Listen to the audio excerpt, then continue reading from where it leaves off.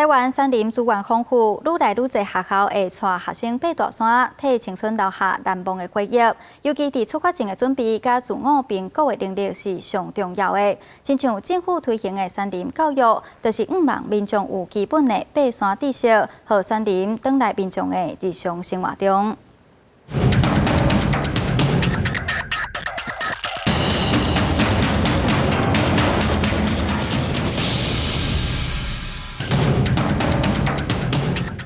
登顶了，好漂亮，好漂亮！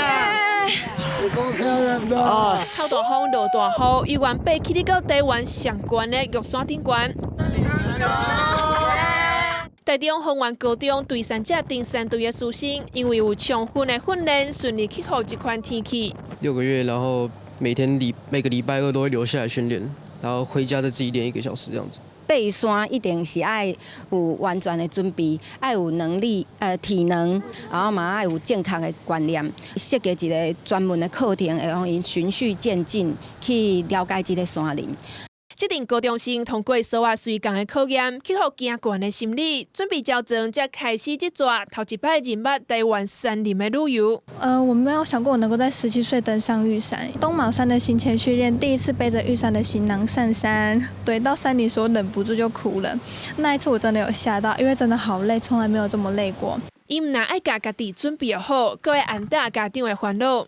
出发前的可能1个礼拜吧，然后那时候在吃晚餐，然后又看到有山难，然后他们就把我叫过去说：“你看，就是大学生太闲，然后去爬山才会变这样。”他们应该有放心一点哦，而且他们后来也跑去开始爬山了。 爬到山顶，敢若是形式上的目标，重点是过程当中学晓要和山林斗阵。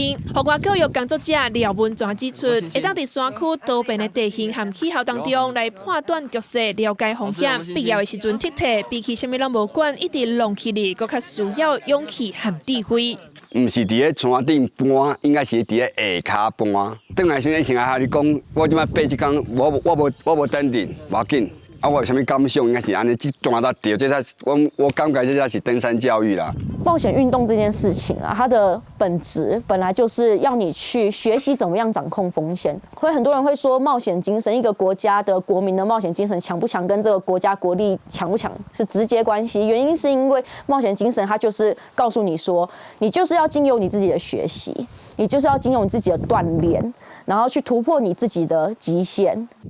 会当掌握风险，登山就唔是冒险。把挑战过来外大山的台湾登山家张元迪指出，山林本来就是台湾多数生活重要的一部分。奇怪的是，对我们大多数现代人来说，山其实是完全脱离我们日常生活的范围内，就是我们走到山里面是一个跟日常生活脱节的一个经验这样子。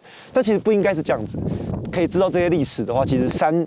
有可能除了冒险之外，有另外一层意义是，它是我们生活的地方。